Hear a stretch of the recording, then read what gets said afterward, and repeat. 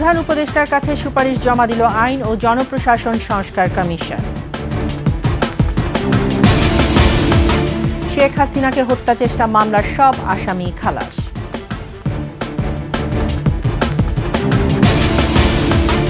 গাজার দখল নিতে চান ট্রাম্প, হোয়াইট হাউসের বাইরে বিক্ষোভ।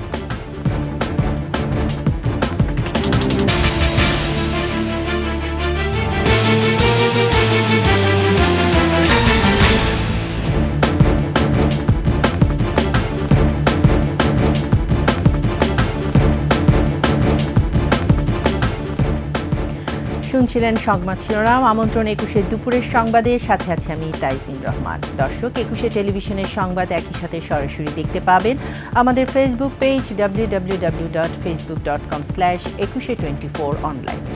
এছাড়া সাবস্ক্রাইব করতে পারেন www.youtube.com/@21ETV চ্যানেলে। প্রধান উপদেষ্টার কাছে প্রতিবেদন জমা দিল জনপ্রশাসন ও বিচার বিভাগ সংস্কার কমিশন। প্রতিবেদন হস্তান্তর করেছেন বিচার বিভাগীয় সংস্কার কমিটির প্রধান বিচারপতি শাহ নাঈম মমিনুর। একই দিন জনপ্রশাসন সংস্কার কমিশনের প্রতিবেদনও হস্তান্তর করা হয়। প্রধান উপদেষ্টার সরকারি বাসভবন যমুনায় এই প্রতিবেদন হস্তান্তর করেন জনপ্রশাসন সংস্কার কমিশনের প্রধান আব্দুল মুঈদ চৌধুরী। কমিশনের সকল সদস্যকে ধন্যবাদ জানান প্রধান উপদেষ্টা ডক্টর মোহাম্মদ ইউনূস। সত্যিকার অর্থে নাগরিক হিসেবে অধিকার ফিরে পাবার প্রত্যাশা ব্যক্ত করেন তিনি। বলেন, জুলাই আগস্ট বিপ্লবের আকাঙ্ক্ষা বাস্তবায়নে বিভিন্ন ক্ষেত্রে সংস্কার করা হবে।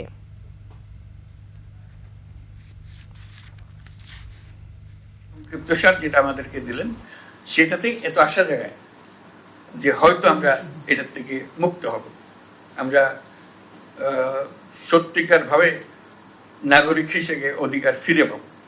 এটাই আমাদের প্রত্যাশা এবং আপনাদের এই রিপোর্টের মাধ্যমে সে প্রত্যাশা পূরণ হোক। আপনাদের এই রিপোর্টটা আমরা এখন সংস্কার কমিশনের রিপোর্ট হিসেবে জনগণের হাতে দিয়ে দেব এবং রাজনৈতিক দলের হাতে দিয়ে দেব। প্রতিবেদন জমা দেওয়ার পর চলছে ব্রিফিং। সরাসরি নিয়ে যাচ্ছি যমুনায়।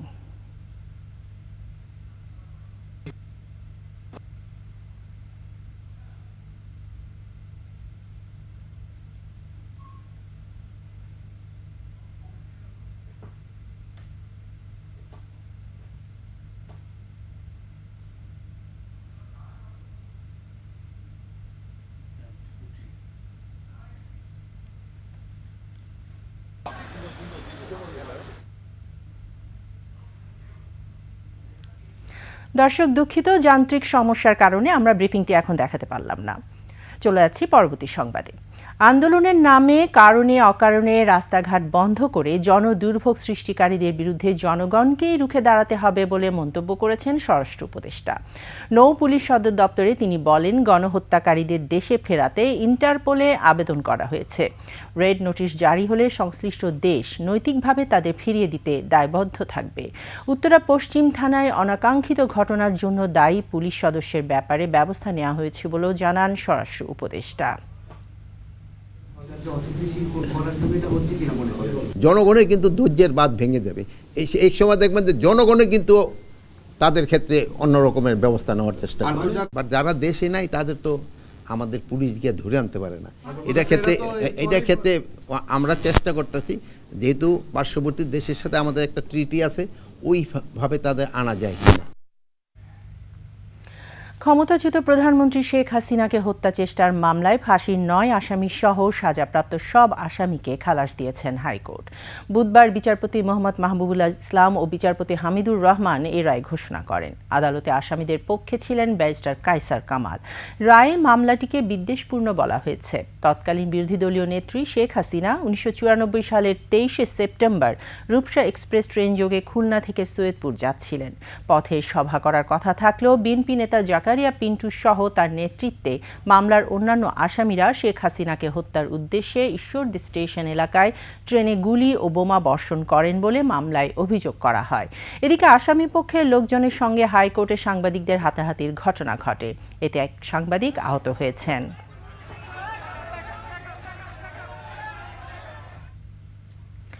অফশোর ব্যাংক অ্যাকাউন্ট সহ অবৈধ অর্থায়নের সম্পত্তির লেনদেনের তদন্তে উঠে এসেছে ক্ষমতাচ্যুত প্রধানমন্ত্রী শেখ হাসিনার বোনের মেয়ে ও ব্রিটিশ লেবার পার্টির এমপি টিউলিপ সিদ্দিকের নাম।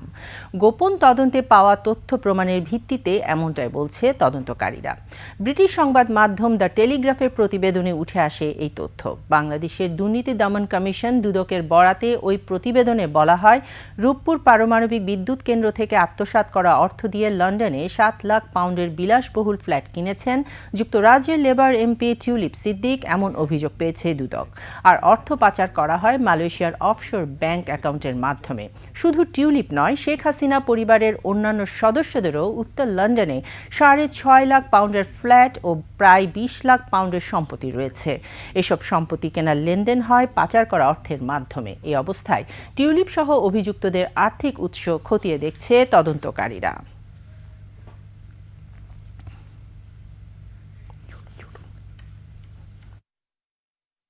China and referred herself to the independent ministerial investigator Lori Magnus to the PN.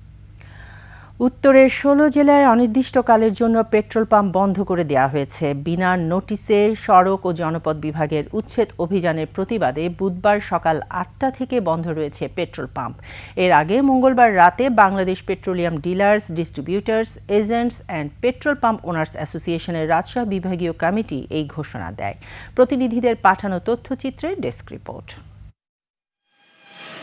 সড়ক ও জনপথ বিভাগের উত্তরাঞ্চলের সব পেট্রোল পাম্পে অনির্দিষ্টকালের জন্য ধর্মঘট পালন করছেন রাজশাহী বিভাগের সংশ্লিষ্ট খাতের মালিক শ্রমিক ঐক্য পরিষদ। এতে করে জ্বালানি তেল না পাওয়ার কারণে যানবাহন চলাচল ব্যাহত হচ্ছে। বিশেষ করে মোটরসাইকেল চালকরা পড়েছেন বিপাকে। তেল দিতে আসছে, পাম্প বন্ধ, চলবে কি? কিসের জন্য পাম্প বন্ধ তা আমি জানি না। এখন তেল যদি না পাই তো গাড়ি কিভাবে চলবে? রংপুর বিভাগের সকল পেট্রোল পাম্প বন্ধ রয়েছে।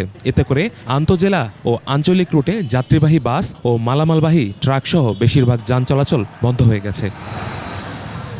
দিনাজপুরের কয়েকটি পেট্রোল পাম্পে সড়ক ও জনপথ বিভাগের উচ্ছেদ অভিযানের প্রতিবাদে অনির্দিষ্টকালের জন্য জ্বালানি তেল বিক্রি বন্ধ করে দিয়েছে পাম্প মালিক ও শ্রমিক সংগঠন।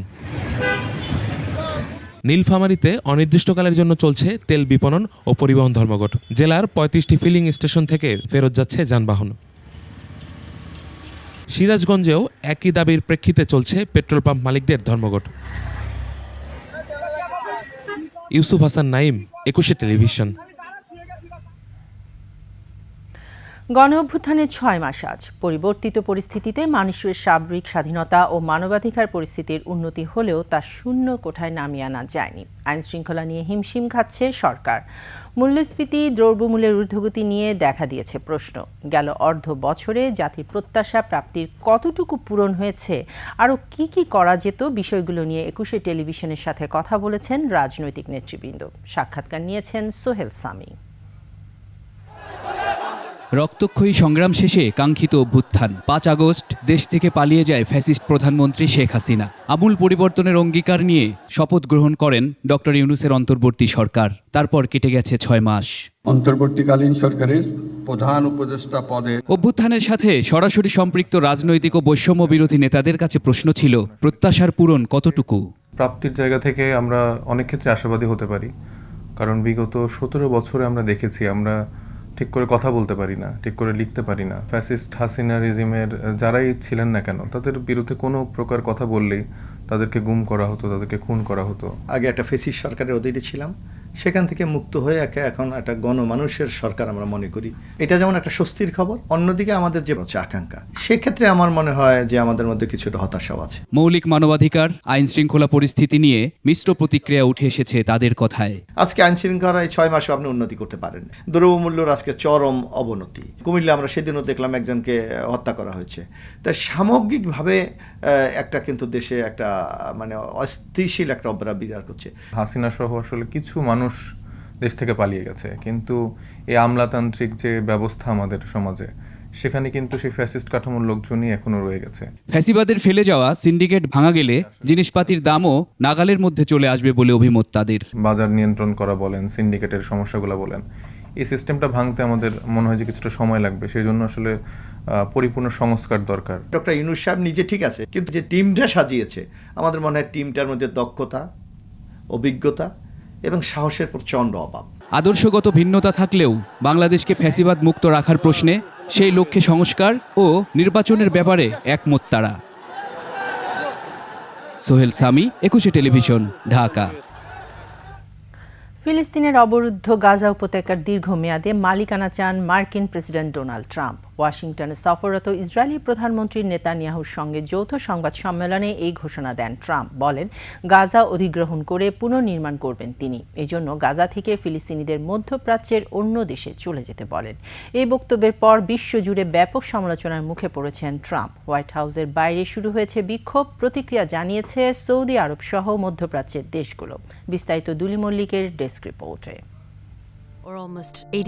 গাজা থেকে ফিলিস্তিনিদের সরানোর প্রস্তাব আগেই দিয়েছিলেন মার্কিন president Donald Trump. You can't live in Gaza right now, and I think we need another location. I think it should be a location that's going to make people happy.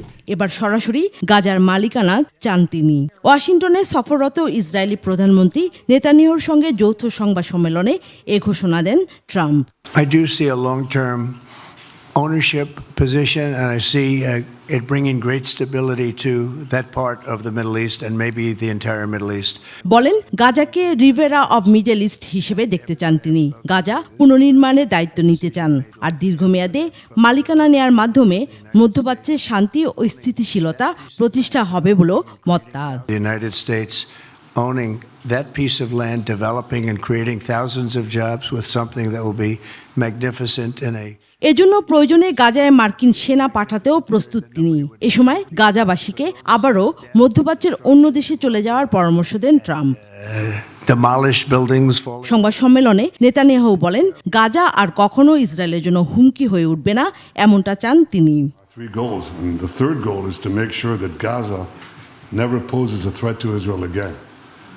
গাজার মালিকানা চেয়ে ট্রাম্পের এই পরিকল্পনা ঘোষণার পর শুরু হয়েছে ব্যাপক সমালোচনা।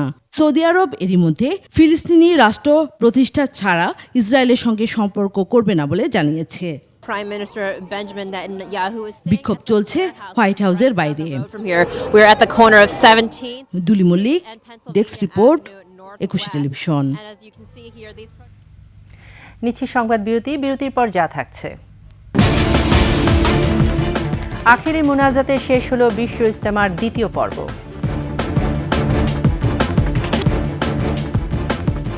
আমন্ত্রণ 21 সংবাদে। আখেরি মোনাজাতের মধ্য দিয়ে শেষ হলো বিশ্ব ইজতেমার দ্বিতীয় ধাপ। দেশ, জাতি, বিশ্বের শান্তি, সমৃদ্ধি ও কল্যাণ কামনা করেছেন মুসল্লিরা। আখেরি মোনাজাত পরিচালনা করেন বাংলাদেশের মাওলানা জুবায়ের। 18 মিনিট ধরে দোয়া করেন। এ সময় এরপর লাখো মুসল্লির আমিন আমিন ধ্বনিতে ইজতেমা ময়দান ও আশপাশ মুখরিত হয়। সুরাজি নিজামের আখেরি মোনাজাতে অংশ নিতে ভোর থেকে মুসল্লিরা ময়দানে জড়ো হন। অনেকেই ময়দানের বাইরে মহাসড়কে অবস্থান নিয়ে মোনাজাতে অংশ নিয়েছেন। মোনাজাত শেষে গন্তব্যে ফিরছেন মুসল্লিরা। পুলিশের গাড়ি থেকে ছিনিয়ে নেওয়া পাবনার সুজানগর উপজেলা আওয়ামী লীগের সভাপতি ও সাবেক উপজেলা চেয়ারম্যান আব্দুল ওহাবকে গ্রেফতার করেছে পুলিশ। সকাল 4:30টার দিকে মথুরাপুর বটতলা থেকে তাকে গ্রেফতার করা হয়। বিষয়টি নিশ্চিত করেছে সুজানগর থানার ওসি গোলাম মোস্তফা। তিনি বৈষম্য বিরোধী ছাত্র আন্দোলনে শিক্ষার্থীদের উপর হামলার ঘটনায় একাধিক মামলার আসামি। এর আগে শুক্রবার বিকেলে সুজানগর পৌর এলাকার মথুরাপুর হাই স্কুলের সামনে আব্দুল ওহাবকে গ্রেফতার করা হলে তার সমর্থকরা পুলিশের উপর হামলা করে আসামিকে ছিনিয়ে নেয়। এই ঘটনায় 8 জন পুলিশ সদস্য আহত হলে সুজানগর থানার এসআই আজহার আলী বাদী হয়ে 65 জন সহ অজ্ঞাত 300 জনকে আসামি করে একটি মামলা দায়ের করেন। এই ঘটনায় এখন পর্যন্ত 11 জনকে গ্রেফতার করা হয়েছে। কাজের আশায় রাশিয়ায় গিয়ে ইউক্রেন যুদ্ধে জড়িয়ে পড়তে বাধ্য হচ্ছেন বাংলাদেশের অনেক তরুণ। তাদেরই একজন যশোরের চাচড়া সর্দারপাড়ার জাফর হোসেন। এ খবর জানতে পেরে ভেঙে পড়েছেন স্বজনরা। যশোর প্রতিনিধি শিকদার খালিদের তথ্য ছবিতে ডেস্ক রিপোর্ট। স্বামীকে ফিরে পেতে চাই আমি। স্বামী যুদ্ধে যাবার খবরে স্ত্রীর এই উৎকণ্ঠা। 4-5 দিন আগে কথা হয়েছে, আমার বলছে কি আমার সন্তান দুটো তুমি দেখি রেখে, সেই ভয় শুনি সেই থেকে এত কষ্ট হচ্ছে। আল্লাহর কাছে আমি বলছি, আল্লাহ আমার স্বামীকে তুমি আমার কাছে ফিরে দাও, আমি আর কিচ্ছু চাই না। শুধু স্ত্রী নন, উৎকণ্ঠিত পুরো পরিবার। যে যুদ্ধের সাথে তাদের কোনোই সম্পর্ক নেই। কি করে সে যুদ্ধের মাঠে জাফর, সে তথ্য জানান তার বাবা। সৌদি থেকে দুবাই এনেছে, দুবাই থেকে নিয়ে এবার তাদের বিক্রি করে দিয়েছে। আর্মিতে ট্রেনিং দেওয়ার পরে ওনাকে যুদ্ধই পাঠাচ্ছে। একজন অসুস্থ, মানে গুলি লেগেছে, অসুস্থ রয়েছে, হাসপাতালে ভর্তি রয়েছে, আর একজন মারা গেছে। সাইপ্রাসে চাকরির আশায় 9 লাখ টাকা খরচ করে জাফর এখন ইউক্রেনের বিরুদ্ধে রাশিয়ার হয়ে যুদ্ধ করছেন। ঘরে 2টি শিশু, দুশ্চিন্তায় শুকিয়ে গেছে মায়ের চোখের পানি। মোবাইল ফোনে এমন খবর জানতে পেরে স্তম্ভিত স্বজন ও প্রতিবেশীরাও। দালালে সিটারি করে ইউক্রেনে এই রাশিয়ায় বেঁচে দেশে, তার এখন অস্ত্রতে ট্রেনিং দিতেছে, এখন সে মৃত্যু সজ্জায়, এখন মাটির তলে বাংকারে আছে। যুদ্ধের জন্য কোনো বাঙালি যায় না, বিদেশে পাড়ি দেয় শুধু কাজের জন্য, মায়ের বুক খালি করার জন্য না। ঘটনা জানাজানির পর দালাল চক্রের কাউকে পাওয়া যায়নি। বিদেশে কাজের নামে যুদ্ধে পাঠানো প্রতারক চক্রের কঠোর শাস্তির দাবি ভুক্তভোগী পরিবারের। সমর ইসলাম, ডেস্ক রিপোর্ট, 21 টেলিভিশন। শেষ করছি 21 সংবাদ। যাবার আগে সংবাদ শিরোনামগুলো জানিয়ে দিচ্ছি আরও একবার। প্রধান উপদেষ্টার কাছে সুপারিশ জমা দিল আইন ও জনপ্রশাসন সংস্কার কমিশন। শেখ হাসিনাকে হত্যা চেষ্টা মামলার সব আসামি খালাস।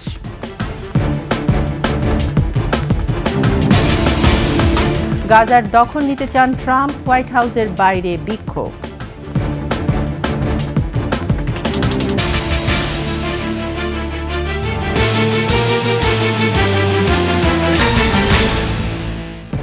সর্বশেষ সংবাদ জানতে ডায়াল করুন 2021 নম্বরে, আর ভিজিট করুন 21-tv.com এই ওয়েবসাইটে। ফেসবুকে ভিজিট করতে পারেন www.facebook.com/2124 অনলাইনে।